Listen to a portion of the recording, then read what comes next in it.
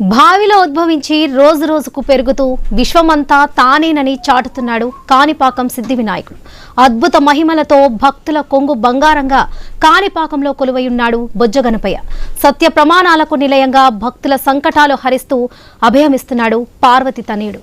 వినాయక చవితి సందర్భంగా చిత్తూరు జిల్లా శ్రీ కాణిపాక వరసిద్ధి వినాయక స్వామి వారి ఆలయ విశిష్టత, మహిమలు, ఆలయంలో చేపడుతున్న అభివృద్ధి కార్యక్రమాలపై ఐ న్యూస్ తిరుపతి ప్రతినిధి వర్మ అందిస్తున్న గ్రౌండ్ రిపోర్ట్ ఇప్పుడు చూద్దాం.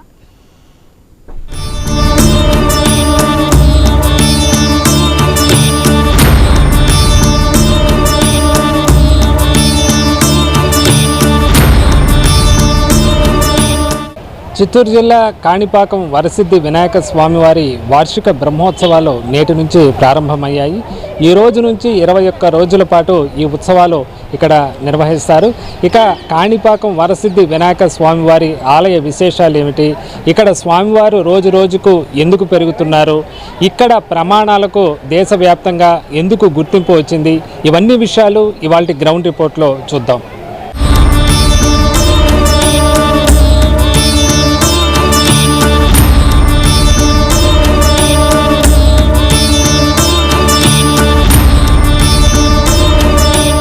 ఇక కాణిపాకం అనే పేరు వెనుక కూడా ఇక్కడ స్థల పురాణం, ప్రత్యేక కథనం కూడా ఉంది. గతంలో ఇక్కడ ఒక గుడ్డి, మూగ, చెవుడు ఉన్న అన్నదమ్ములు ఇక్కడ పొలం పనులు చేసుకుంటూ ఈ ప్లేస్లో ఉండేవాళ్ళంట. అయితే ఒకసారి ఒక బావిని తవ్వుతూ ఉంటే బావి కోసం ఆ గుణపం అక్కడ గట్టిగా తగిలి అక్కడ నుంచి రక్తం స్రవించిందంట. ఆ రక్తం పూర్తిగా ఇక్కడ పొలం నిండుగా కూడా ప్రవహించిందంట. ఏమిటి ఈ రక్తం ఎందుకు వచ్చింది అని చూస్తే అక్కడ ఆ గుణపం తగిలిన చోట ఒక విగ్రహం ఉంది. ఆ పూర్తిగా తవ్వేటప్పటికి అక్కడ స్వామివారి ఇప్పుడు ఏదైతే ప్రస్తుతం గర్భాలయంలో ఉందో ఆ స్వామివారి ఆ గణపతి విగ్రహం బయటపడింది. వరసిద్ధి వినాయక స్వామివారు ఈ విధంగా తన మహిమ చూపించారు. ఆ తర్వాత ఇక్కడే ఏదైతే బావిలో స్వామివారు ఉద్భవించారో అక్కడనే మొత్తం కూడా చిన్నపాటి గుడి కట్టడం కూడా జరిగింది.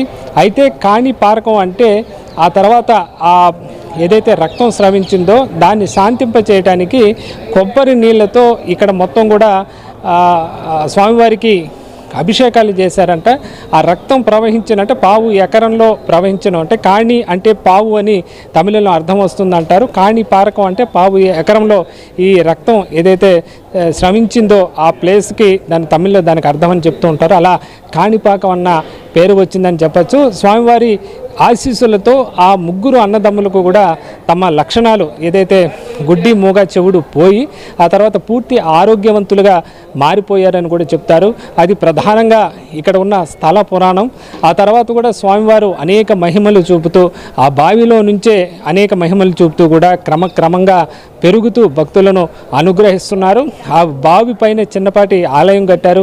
ఆ ఆలయం విస్తరించి ప్రస్తుతం ఉన్న ఆలయం వరకు వచ్చిందని కూడా చెప్పచ్చు. ఇప్పటికీ స్వామివారు తన మహిమను చూపిస్తూ క్రమక్రమంగా పెరుగుతూ వస్తున్నారు. ఇప్పుడు కూడా ఇక్కడ బావిలో భక్తులు వచ్చినప్పుడు ఇక్కడ ఆలయ పూజారులు బావిలో ఉన్న నీళ్లను భక్తులపైకి చల్లుతూ ఉంటారు. ఇప్పటికీ ఆ బావిలో నీళ్లు ఉన్నాయి. అలాగే స్వామివారి విగ్రహం ఉన్న చుట్టూ కింద ప్రదేశంలో బావి ఉండడం, నీళ్లు ఉండడం కూడా మరో విశేషంగా మరో స్వామివారి మహిమ కూడా ఇక్కడ చెప్పుకోవచ్చు. ఇలా స్వామివారు కొలువై ఉండి భక్తులను అనుగ్రహిస్తూ తన మహిమలు చూపుతూ ఉండడం కాణిపాక ఆలయంలో ప్రత్యేకతగా కూడా చెప్పచ్చు.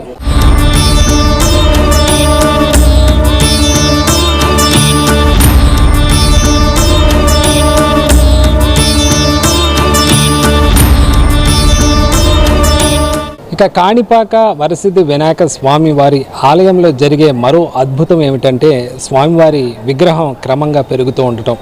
ఇంతింతై వటుడింతై అన్నట్లుగా స్వామివారి విగ్రహం ఒకప్పుడు చిన్న విగ్రహం కాస్త ఇప్పుడు పెద్ద విగ్రహంగా మారిపోయింది. దీనికి ప్రత్యక్ష ఉదాహరణలు కూడా మనం చూడవచ్చు. ఆ ఉదాహరణల ముందే నేనున్నాను. ప్రస్తుతం చూస్తే స్వామివారి విగ్రహం ఏ విధంగా పెరుగుతుందనే దానికి ఇదే ఒక ప్రత్యక్ష ఉదాహరణగా చెప్పుకోవచ్చు. మనం చూసి అక్కడ సంవత్సరంతో పాటు ఉంది. స్వామివారికి 1945లో తయారు చేసిన ఈ వెండి కవచం అప్పుడు స్వామివారి రూపం ఎంత ఉందో మనం చూడవచ్చు. అప్పట్లో కేవలం 2 అడుగుల 4 ఇంచులు మాత్రమే స్వామివారు ఉన్నారు. దానికి సంబంధించిన కొలతలు కూడా మనం కింద చూస్తున్నాము. 2 అడుగుల 4.5 ఇంచుల ఎత్తు, అలాగే 2 అడుగుల 2.5 ఇంచుల ఈ వెడల్పుతో స్వామివారి ఆకారం ఉండేది. దానికి తగ్గట్టుగా అప్పట్లో ఈ విగ్రహానికి వెండి తొడుగు చేయడం జరిగింది. అయితే తరువాతి కాలంలో ఈ వెండి తొడుగు సరిపోలేదు. కారణం స్వామివారు అమాంతంగా పెరిగిపోతూ ఉండడమే. దీనికి మనం చూస్తున్నాం. ఆ తర్వాత 2002 సంవత్సరంలో తయారు చేయించిన స్వామివారి వెండి కవచం చూస్తున్నాం. మనం చూస్తే ఎంత డిఫరెంట్ ఉందో చూస్తున్నాము. ఇక్కడ స్వామివారి ఆకారం ఎలా ఉంది, అక్కడ ఎలా ఉంది, ఒకే విగ్రహం ఎందుకు ఈ విధంగా పెరుగుతూ పోతుంది అనేది ఒక అద్భుతానికి ఇప్పటికీ కూడా సమాధానం దొరకటం లేదు. కేవలం స్వామివారి మహిమ మాత్రమే అని చెప్పి ఇక్కడ భక్తులు ప్రగాఢంగా విశ్వసిస్తూ ఉంటారు. అలాగే మరో కవచాన్ని కూడా మనం చూస్తున్నాము. ఇలా స్వామివారికి సంబంధించి 2006లో అంటే 2002 నుంచి 2006 సంవత్సరానికి మనం చూస్తే స్వామివారికి తయారు చేసిన ఆ వెండి కవచం 4 అడుగులు, ఎక్కడ 2 అడుగులు, ఎక్కడ 4 అడుగులు, స్వామివారి ఇలా అమాంతంగా అడుగులు పెరిగిపోతూనే ఉన్న పరిస్థితి అయితే ఉంది. 4 అడుగుల 1/2 ఇంచు ఎత్తు ఉన్న ఎత్తు, అలాగే 4 అడుగుల 2 ఇంచులు వెడల్పుతో మరో వెండి తొడుగు మనం చూస్తున్నాం. ఇలా స్వామివారి విగ్రహం రోజు రోజుకు పెరుగుతూ ఉంది అనటానికి ఇలా ఆలయంలో ప్రత్యక్ష ఉదాహరణగా స్వామివారు ధరించే ఈ కవచాలుగా చెప్పుకోవచ్చు. స్వామివారు ఏదైతే గతంలో బావిలో ఉద్భవించినప్పుడు ఒక చిన్న విగ్రహం మాత్రమే ఉండేది. అయితే క్రమంగా పెరుగుతూ పోతూ ప్రస్తుతం ఈ ఆలయంలో ఉండే సైజుకి ఇప్పుడు ఆ విగ్రహం రావడం జరిగింది. ఇది ఇక్కడ ప్రత్యక్షంగా పూజారులకు ప్రత్యక్షంగా స్వామివారు తాను ఉన్నానంటూ కూడా ప్రతిరోజు నిదర్శనంగా కూడా భావిస్తూ ఉంటారు. ఇలా స్వామివారి అద్భుతాలు కాణిపాకంలో అనేకం ఉన్నాయని చెప్పుకోవచ్చు. ఇలా ఇటు స్వామివారి ఆకారం పెరుగుతూ పోవటం, ఇటు సత్య ప్రమాణాలకు నిలవై ఇక్కడ భక్తులను స్వామివారు అనుగ్రహిస్తున్నారనే దానికి అనేక ప్రత్యక్ష ఉదాహరణలు కాణిపాకంలో అడుగడుగునా మనకు కనిపిస్తూనే ఉంటాయి.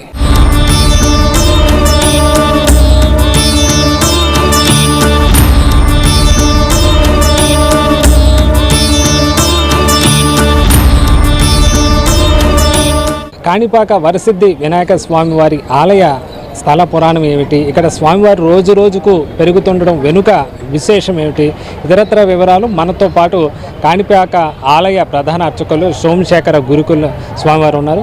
స్వామి చెప్పండి, ఇక కాణిపాకం స్వామివారికి ఇక్కడ ఉన్న ఎలాంటి మహిమలు చూపుతూ ఉన్నారు, ఇక్కడ స్థల పురాణం ఏమిటి? స్వామివారు స్వయంభూ గణపతి అనగా చిన్న ఈత బౌల పుట్టి స్వామి దినక్రమేణా పెరుగుతున్నారు. దీనికి మునుపు విహారపురి అని పేరు. ఇది నార్త్ ఆర్కాడ్ డిస్టిక్ అరవరాజ్యంలో ఉండేది. తదుపరి ఆంధ్రప్రదేశ్గా మారి ఇక్కడ పుట్టుకతో అంగవైకల్యం కలిగిన 3 అన్నతమ్ములు ఉండేవారు. గుడ్డి, మూగి, చెవిటి. ఈ 3 చిన్న ప్రాంగణం పెట్టుకొని కాణి అనగా 1 ఎకరా పొలం, జామ తోట పెట్టుకొని జీవించేవారు. ఆ ఏతం బావిలో నీరు నింగిపోవడంతో ఒకరోజు 3 దిగి గుణపుతో స్వామివారి ఆ బావిని తవ్వారంభించారు. వాళ్ళకు టంగమని శబ్దం వినిపించి స్వామివారికి తగిలి రక్తస్రావం ఏర్పడినది. వెంటనే వాళ్లకు గ్రామంలో పోయి చెప్పి ఉన్నారు, ఇక్కడ విశేషంగా ఏదో ఒక శక్తి ఉన్నది, మాకు అంగవైకల్యాలన్నీ తొలగి మూగివానికి మాటలు రావటం, నేత్రం లేని వానికి కనిపించటం, కుంటివానికి కాలు రావటం జరిగినదని చెప్పి ఈ ఆనందంతో ఆ పరిసర ప్రాంత ప్రజలందరూ కూడా తండోపతండాలుగా వచ్చి కొబ్బరికాయలు సమర్పించారు. ఈ కొబ్బరి నీరు, రక్త చిహ్నాలు, బావి నీరు ఈ కాణి పారకం జరిగింది. దానికోసం నారకేళి పాకానికోసం పాకం అనేసి కాణి పొలం పారింది కాబట్టి కాణి పారకంగా ఆ రోజు సార్థకనామం ఏర్పడినది. క్రమేణా కాణిపాకంగా సార్థకనామం అయినది. స్వామివారు ఫస్ట్ శిరస్సు, తర్వాత ముఖము, తర్వాత నేత్రములు, తర్వాత తొండము, ఇప్పుడు స్వామి పొట్ట వరకు దర్శనమిస్తున్నారు. ఆ బావి నీరు ఎప్పుడు ఉండటం చాలా విశేషం. స్వామివారికి పక్కనే బాహుదా నది అని కూడా ఒక నది కలదు. ఇచ్చట సత్య ప్రమాణాలకు చాలా విశేషమైనటువంటి ఆస్కారం ఉంది. ఎవరైతే తప్పు చేస్తారో వాళ్ళు 6 మాసముల లోపల శిక్ష అనుభవిస్తారు. ఈ పరిసర ప్రాంతాల్లో ప్రమాణం తప్పుగా చేసి శిక్ష అనుభవించేవారు ప్రత్యక్షంగా మనము చూడవచ్చును. స్వామివారు దినదిన ప్రవర్తమానంగా పెరుగుతున్నారు కాబట్టి భక్తులకు కొంగు బంగారంగా వెలిసి స్వామి అగ్రపూజ్యుడైనటువంటి మహాగణపతి ఏ కార్యం చేయాలన్నా మన హిందూ ధర్మ సంప్రదాయ ప్రకారము స్వామివారికి గణపతి పూజ చేయాలి. కాబట్టి ఈ గణపతి స్వయంభుగా వెలిసి ఈ క్షేత్రంలో ప్రసిద్ధి కాంచి ఉన్నాడు. ఇది స్వామివారి యొక్క చరిత్ర. ఈ ఆలయానికి అనుబంధ దేవాలయమైన మరకదాంబికా సమేత మణికంఠేశ్వర స్వామి ఆలయము కలదు. ప్రతి సంవత్సరము ఇక్కడ 21 రోజు బ్రహ్మోత్సవాల భాగంగా ఒక్కరోజు శివుడు పార్వతీ పరమేశ్వరులే 2 గ్రామాలు భిక్షాండి ఉత్సవం చేసి ఆ వచ్చిన డబ్బుతో స్వామివారి కళ్యాణోత్సవం చేయటం ఇక్కడ ఒక ఆనవాయితీ. అలాగే ఇంకొక ఆలయం శ్రీదేవి భూదేవి సమేత వరదరాజస్వామి ఆలయం కూడా ఈ చేట కలదు. పర్షత్ మహారాజు సర్పదోష పరిహారం కోసం కట్టినటువంటి ఆలయం. ఇక్కడ శైవ క్షేత్రము, పంచరాత్రాగం ప్రకారం మహావిష్ణు క్షేత్రము విశేషంగా ఉన్నది. ఇక్కడ ఈ ఆలయ చరిత్ర. స్వామివారు రోజు రోజుకు పెరుగుతూ ఉండటం కారణంగా ఇప్పటికే అనేక కవచాలు మార్చడం జరిగింది. మీరు ప్రత్యక్షంగా పెరుగుదలని ఎన్నిసార్లు ఇక్కడ మొత్తం కవచాలు మార్చారు? స్వామివారికి దాదాపు 5 కవచాలు మార్చడం జరిగింది. మా పూర్వీకులు అంటే మా తాతగారులు 9 జనరేషన్స్ ఇక్కడ పూజ చేశారు. నేను పొదేవాడు. ఇక్కడ 42లో బెజవాడ సిద్ధమ్మ రాజమ్మ అనే ఆయమ్మ కూడా ఒక కవచం చేపించింది. ఆ కవచం ఇప్పుడు పట్టడం లేదు. తర్వాత 2వ కవచము, 3వ కవచము, ఇప్పుడు 4వ కవచం కూడా స్వామివారికి చేసి ఉన్నారు. ప్రస్తుతం దాన్ని వాడుతున్నాము. బంగార కవచం కూడా ఒకటి ఉంది, అది పట్టడం లేదు. కాబట్టి స్వామి దిన ప్రమాణంగా పెరుగుతున్నాడు. సంవత్సరానికి కొద్దిగా పైకి వస్తున్నారు.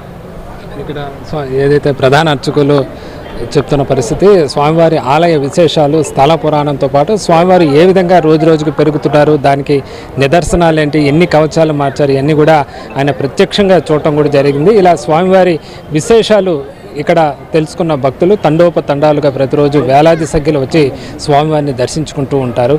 ఇది కాణిపాక ఆలయంలోని స్థల పురాణం, ఇతర స్వామివారి మహిమలు కానీ ఇతర ప్రత్యేకతలకు సంబంధించిన విషయాలు.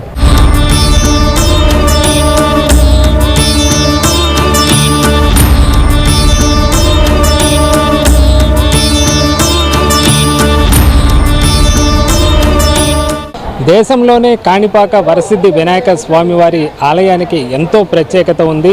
ఇక్కడికి వచ్చి చేసే ప్రమాణాలకు ఎంతో ప్రాతిపదిక ఉంది. గతంలో బ్రిటిష్ హయాంలో కూడా ఇక్కడ వచ్చి కోర్టులలో కూడా నిజాలు నిరూపణ కారణప్పుడు ఇక్కడికి వచ్చి ప్రమాణాలు చేసేవారని కూడా చెబుతూ ఉంటారు.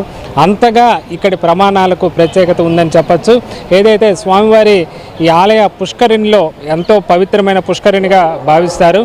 ఈ పుష్కరిణిలో స్నానం చేసి ఆ తర్వాత పుష్కరిణి నది ఒడ్డునే ఈ విధంగా ప్రమాణాలు చేస్తూ కూడా ఎంతోమంది తమ ఏదైతే ఎన్నో మార్పులు, మంచి మార్పులకు లోనైన పరిస్థితి అయితే ఉంది. కొన్నిసార్లు కోర్టుల్లో కూడా కక్షిదారులకు సంబంధించి వాదోపవాదాలు జరిగినప్పుడు కాణిపాకంలో ప్రమాణం చేయాలని కూడా చెప్పిన సందర్భాలు ఉన్నాయి. మనం తరచూ కూడా అనేకసార్లు రాజకీయ నాయకులు కూడా కాణిపాకంలో ప్రమాణం చేస్తామంటూ కూడా పరస్పరం సవాళ్లు విసురుకోవటం, అలాగే కొన్ని సందర్భాల్లో ఇక్కడ కాణిపాకానికి రావటం కూడా జరుగుతుంటుంది. అంతటి ప్రామాణికత ఇక్కడ చేసే ప్రమాణాలకు ఉంటుంది. సత్య ప్రమాణాల దైవంగా వరసిద్ధి వినాయక స్వామి వారు ఇక్కడ గుర్తింపు పొందిన పరిస్థితి అయితే ఉంది. ఇక్కడికి వచ్చి ఒకసారి తప్పుడు ప్రమాణం చేస్తే వాళ్ళకు అనేక ఇబ్బందులు ఎదురవుతాయని భక్తులు ప్రగాఢంగా విశ్వసిస్తూ ఉంటారు. అంతలా ఇక్కడ గుర్తింపు పొందిన పరిస్థితి అయితే ఉంది. ఇక్కడ సత్య ప్రమాణాల కోసం కూడా ప్రత్యేకంగా ఆలయ అధికారులు కూడా ప్రత్యేక ఏర్పాట్లు చేస్తుంటారు. భక్తులు వచ్చి ఈ పవిత్ర పుష్కరిణిలో పుణ్య స్నానాలు ఆచరించి కొంతమంది ఏదైనా చెడు వ్యసనాలకు లోనైన వాళ్ళు కూడా, అలాగే కొన్ని సందర్భాల్లో వాళ్ళలో దుర్గుణాలు ఉన్నప్పుడు వాళ్ళలో మంచి మార్పులు కలగాలన్నప్పుడు కూడా ఇక్కడికి వచ్చి వాళ్ళ కుటుంబ సభ్యులు ప్రమాణాలు చేస్తూ ఉంటారు. అలా ఇక్కడ కాణిపాకంలో సత్య ప్రమాణాల దైవంగా స్వామివారిని ఇక్కడ చెబుతూ ఉంటారు. ఇక్కడ స్థల పురాణం ప్రకారం కూడా గతంలోనూ అనేక సందర్భాల్లో రాజుల కాలం నుంచి కూడా ఇక్కడ ప్రమాణాలకు ప్రత్యేకత ఉందని చెప్తారు. భక్తులు ఈ విధంగా పుష్కరిణిలో స్నానం ఆచరించిన తర్వాత ఇక్కడ కర్పూరాలు వెలిగించి ఇక్కడ ఏదైతే పూజా ద్రవ్యాలు ప్రత్యేక పూజలు చేసి కూడా ఇక్కడ తమ ప్రమాణాలు చేస్తూ ఉంటారు. ఇలా ఎంతోమందిలో మార్పులు వచ్చిన సందర్భాలు ఉన్నాయని కూడా ఇక్కడ కథలుగా చెప్పుకుంటూ ఉంటారు. అంతగా ఇక్కడ స్వామివారి పవిత్ర పుష్కరిణికి ఇక్కడ ఉన్న సత్య ప్రమాణాలకు కూడా ప్రత్యేకత ఉందని చెప్పుకోవచ్చు. ఆ ఆచారం ఇప్పటికీ కాణిపాకంలో కొనసాగుతూ ఉంది. ఇలా స్వామివారు ఇక్కడ సత్య ప్రమాణాల దైవంగా కూడా ఎంతో ప్రఖ్యాతి పొందిన పరిస్థితి అయితే ఉంది. అలాగే కొంతమంది భక్తులు ఇక్కడ సత్య ప్రమాణాలు చేయడానికి వచ్చారు. ఇప్పుడే పుష్కరిణిలో అభ్యంగ స్నానం చేసి వాళ్ళు తమ యొక్క ప్రమాణం ఇక్కడ చేసిన పరిస్థితి. చెప్పండి, మీరు ఎక్కడి నుంచి వస్తున్నారు? మేము రాజంపేట నుంచి వస్తున్నాము సార్. ఇంత మహనీయుడి దగ్గర చేస్తే కన్నా వాళ్ళు చేసిన పాపాలు అన్నీ పోతాయి. వాళ్ళ సంసారం బిడ్డలు బాగుపడతారు. మీరు ఏమని ప్రమాణం చేశారు? ఇప్పుడు మీరు ఏం మార్పు కోసం ప్రమాణం చేశారు? ఇక్కడ కొంచెము భయం కోసం, నాయన దగ్గర భయం ఉంటుందనే ఉద్దేశంతో వచ్చి కోనేట్లో మునిగి నాయన కాడికి పోయి దర్శనం చేసుకుంటున్నాం. అంత మహనీయుడి దగ్గరికి వచ్చి అలాట పౌలు రాలేము. అంత మహనీయుడి దగ్గరికి పోతే మా కష్టాలు తిరిగిపోతాయి. మీకు సంబంధించిన వాళ్ళు ఎవరైనా ఇక్కడ ప్రమాణాలు చేస్తున్నారా గతంలో? గతంగా సరిగా నాకు తెలియదు. కాదంటే మా ఉద్దేశం అది సార్. అంత మహనీయుడి దగ్గరికి వచ్చామంటే ఆడికి కష్టాలు పోయినట్టే. టికెట్ సత్య ప్రమాణం టికెట్ ఇక్కడ మనం విజువల్లో చూస్తున్నాం. సత్య ప్రమాణాల కోసం ఇక్కడ మనం చూస్తున్నాం. ప్రమాణం టికెట్ కూడా మనం ఇక్కడ చూస్తున్నాం. దానికోసం ప్రత్యేకంగా కూడా ఇక్కడ టికెట్ కూడా దేవస్థానం కేటాయిస్తూ ఉంటుంది. ఈ విధంగా ఇక్కడ సత్య ప్రమాణాలు 516 రూపాయల టికెట్తో. మరో భక్తులు కూడా ఉన్నారు. మీరు చెప్పండి, ఎక్కడి నుంచి వస్తారు? మీరు ఏం ప్రమాణం చేశారు? ఇక్కడ స్టార్టింగ్ పాయింట్ ఏంటంటే ఒక బతకడానికి ఒక మనం ఏదైనా ఒక తప్పులు అనేవి ఉంటాయి కదా, దానికంటే ఒక ఫుల్ స్టాప్ అనేది అనుకున్నప్పుడు ఇక్కడికి వచ్చి ధైర్యం చేసి అనుకొని ముందుకు జీవితంలో వెళ్ళడానికైతే బాగుంటుందనే ఆలోచనతో దానికోసం అనేసి ఇది ఒక కీలక పాయింట్ అని మేము ఆలోచిస్తాం అనుకుంటాం.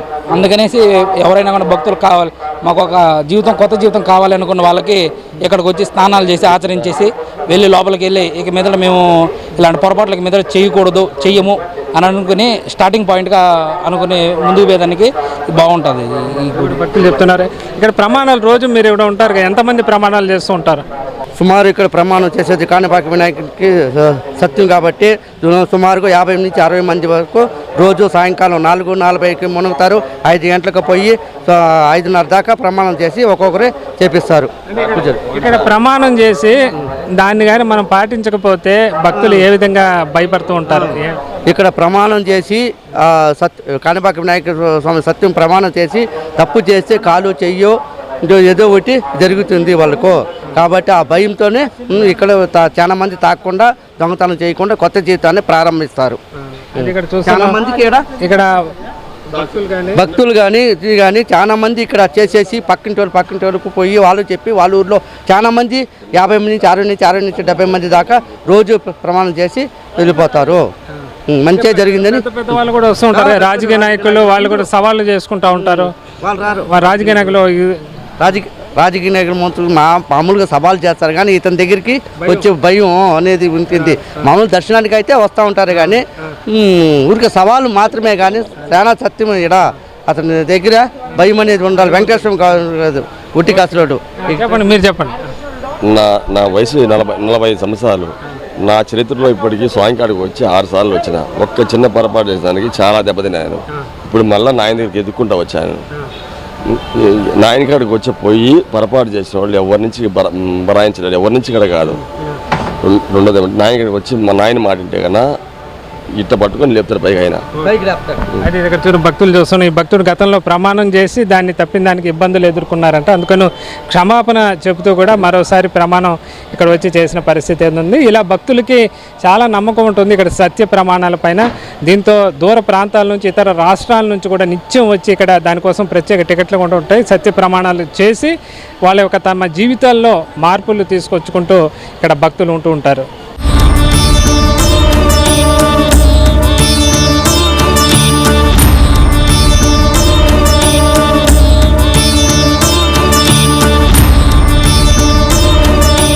ఇక స్వామివారి ఆలయం ఒకప్పుడు చాలా చిన్నగా ఉండేది.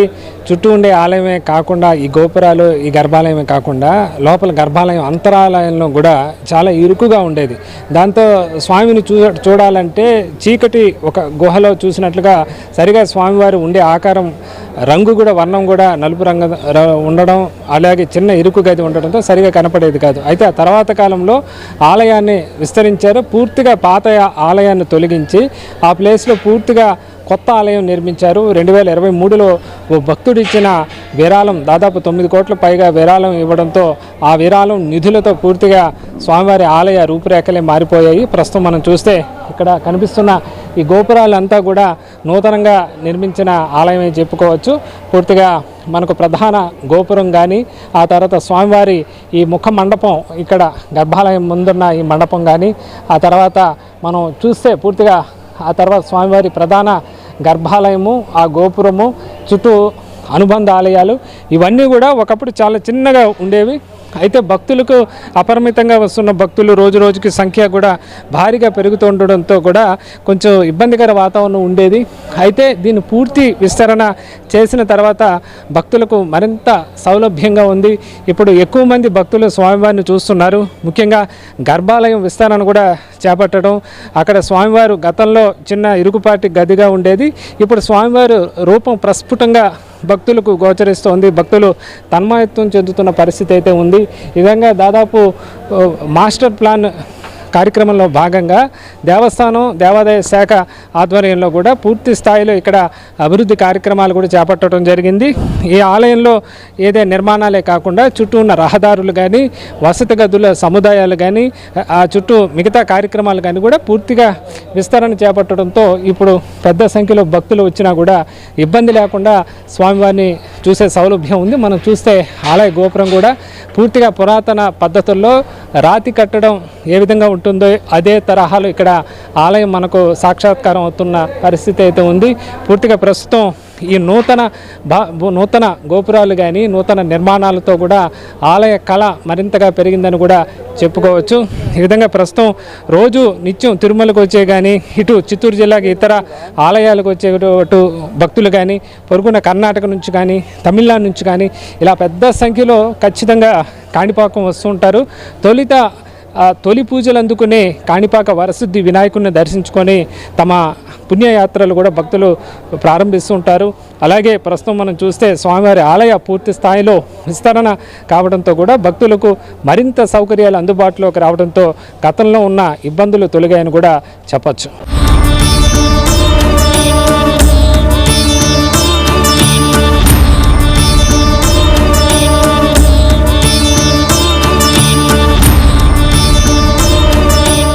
ఇక కాణిపాక వరసిద్ధి వినాయక స్వామి వారి ఆలయ మాస్టర్ ప్లాన్లో భాగంగా ఇప్పటికే కోట్లాది రూపాయల వ్యయంతో అనేక రకాల ఏర్పాట్లు చేశారు.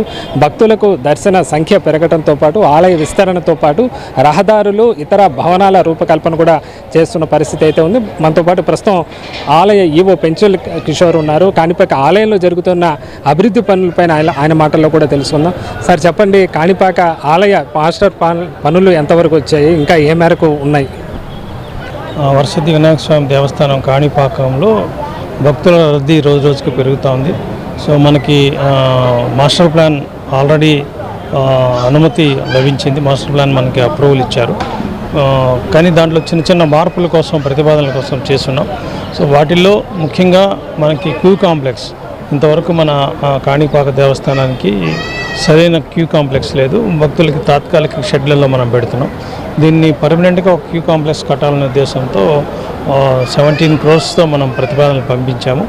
వాటిలో కొన్ని టెక్నికల్ ఇష్యూస్ ఉంటాయి. ఎగ్జిస్టింగ్ బిల్డింగ్ని కొట్టి మళ్ళీ కాంప్లెక్స్ నిర్మించడం లాంటి కొంత కాంప్లెక్సిటీ ఉండడంతో అది కొద్దిగా ఆమోదానికి కొద్దిగా టైం పట్టే అవకాశం ఉంది. అదేవిధంగా ముఖ్యంగా ఈ టెంపుల్కి ల్యాండ్ అక్విజిషన్ చాలా వరకు పూర్తి అయిపోయింది. మరికొద్దిగా ఒక 5 ఎకరాలు మనం చేయగలిగితే మనం మహాప్రాకారం నిర్మించేదానికి అవకాశం ఉంది. ఈ 5 ఎకరాల ల్యాండ్లో కూడా అంతా రెసిడెన్షియల్ అండ్ కమర్షియల్ బిల్డింగ్స్ ఉన్నాయి. వీటి కోసం అనుమతులు అంటే ల్యాండ్ అక్విజిషన్ కోసం వెళ్తే చాలా కాస్ట్ కూడా ఉంటుంది, కాస్ట్ ఇంప్లికేషన్స్ ఉంటాయి. ఈ 2 పనులు అంటే క్యూ కాంప్లెక్స్ అదేవిధంగా ఈ ల్యాండ్ అక్విజిషన్ 5 acres జరిగితే మేజర్గా మనకి మాస్టర్ ప్లాన్లో మిగతావన్నీ కూడా జనరల్గా జరిగే పనులు అంటే ఆర్టీసీ బస్ స్టాండ్ కానివ్వండి, లేకపోతే చిల్డ్రన్ పార్కింగ్ ఏరియా, ఇలాంటివన్నీ కూడా మనకు ఆల్రెడీ అనుమతులు ఉన్నాయి, నిధులు కూడా ఉన్నాయి. కాబట్టి అవి నెమ్మదిగా 1 by 1 టేకప్ చేయొచ్చు. మనకి ఇమీడియట్గా ప్రస్తుతం మనకి కావాల్సిన అనుమతులు లభించాల్సింది ఏంటంటే ఒకటి క్యూ కాంప్లెక్స్, రెండోది ఈ సుమారుగా 5 acres ల్యాండ్ అక్విజిషన్ పూర్తయితే మహాప్రాకారానికి వెళ్తే ఈ 3 టెంపుల్స్ కూడా అంటే మన వరసిద్ధి వినాయక స్వామి దేవస్థానము, వరదరాజ స్వామి దేవస్థానము, మణికంఠేశ్వర స్వామి దేవస్థానాన్ని కూడా ఒకే కాంపౌండ్లో తీసుకురావాలని చెప్పి ఎప్పటి నుంచో ప్రతిపాదనలు ఉన్నాయి.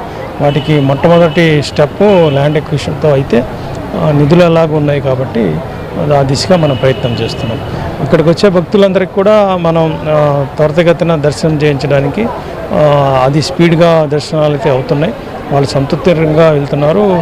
ఈ ప్రభుత్వం నుంచి ఫీడ్బ్యాక్ కూడా తీసుకుంటున్నారు. ఈ మధ్య చంద్రబాబు నాయుడు గారు ఖచ్చితంగా పబ్లిక్ నుంచి వారి యొక్క సంతృప్తిగా దర్శనం జరిగిందా, లేకపోతే సంతృప్తికరంగా అక్కడ సౌకర్యాలు మౌలిక సదుపాయాలు ఉన్నాయని IVRS మీద తీసుకుంటున్నారు. అందువల్ల మా కమిషనర్ కానివ్వండి, ప్రిన్సిపల్ సెక్రటరీ కానివ్వండి, మన దేవాదాయ ధర్మాదాయ శాఖ మంత్రి వర్యులు కానీ కంటిన్యూస్గా మానిటర్ చేయబట్టి కొన్ని పరిస్థితులు మెరుగవుతుంది. అంటే ఆలయ సంబంధించి ఇంకా రహదారుల ఏదైతే మాస్టర్ ప్లాన్లో భాగంగా అది కానీ వసతి సముదాయాలు మిగతా మండపాల నిర్మాణాలు పనులు కూడా త్వరలో జరగబోతూనే ఉంటున్నారు. వాటి వివరాలు పనులు ఎంతవరకు వచ్చాయి? మనకి రహదారుల వరకు ఆల్రెడీ ఎగ్జిస్టింగ్ రహదారులే ఉంటాయండి. కొత్తగా ఒక రోడ్డు మాత్రమే ఫార్మ్ అవుతుంది. సో మనకి రహదారుల మీద కాంప్లికేసిటీ ఏం లేదు. సో ఓన్లీ వన్ థింగ్, మనకి మాస్టర్ ప్లాన్ అప్రూవ్ అయిన తర్వాత అప్రూవ్ అయిపోయింది. దాంట్లో చిన్న చిన్న మాడిఫికేషన్స్ ప్రపోజ్ చేస్తున్నాం. ఇప్పుడు ఏదైతే ఎగ్జిస్టింగ్ కోనేరు ఉందో అది కొద్దిగా ముందుకు జరిపే ఆలోచన కూడా ఉంది. దీనివల్ల రేపు ఊరేగింపు సమయంలో, గ్రామోత్సవం సమయంలో దేవుడు మన దేవాలయాన్ని కరెక్ట్గా తూర్పు దిశన నిలబెట్టి ఇక్కడ పూజ చేసుకుని గ్రామోత్సవం బయలుదేరేదానికి అవకాశం ఉంటుంది. కాబట్టి కోనేరు షిఫ్టింగ్ కూడా ఒక ప్రధానమైన కార్యక్రమం ఉంది. ఇవి కూడా త్వరలోనే పూర్తవుతాయి.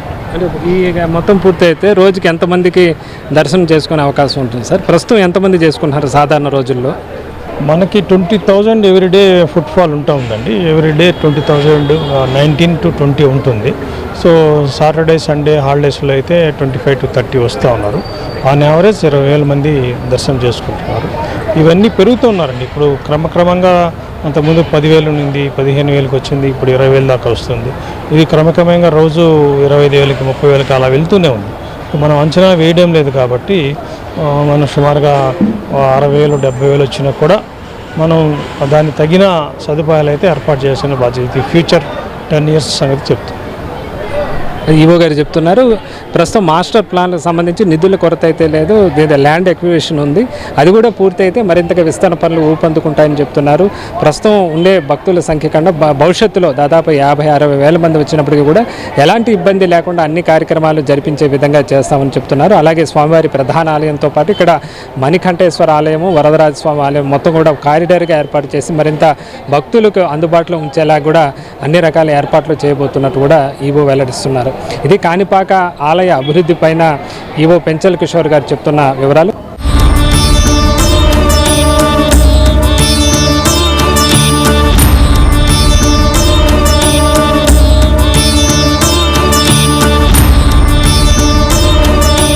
చూసారుగా వినాయక చవితి సందర్భంగా శ్రీ కాణిపాక వరసిద్ధి వినాయక స్వామివారి ఆలయ విశేషాలు. ఇక్కడ స్వామివారు క్రమంగా పెరుగుతూ భక్తులను అనుగ్రహిస్తూ ఉన్నారు. అలాగే ఆలయ విస్తరణ కూడా చేపట్టడంతో ప్రస్తుతం ప్రతిరోజు కూడా వేలాది భక్తులు స్వామివారిని దర్శించుకుంటున్నారు. ఇది వినాయక చవితి సందర్భంగా కాణిపాకం పైన స్పెషల్ గ్రౌండ్ రిపోర్ట్. కెమెరామెన్ రాజేష్తో వర్మ, ఐ న్యూస్, కాణిపాకం.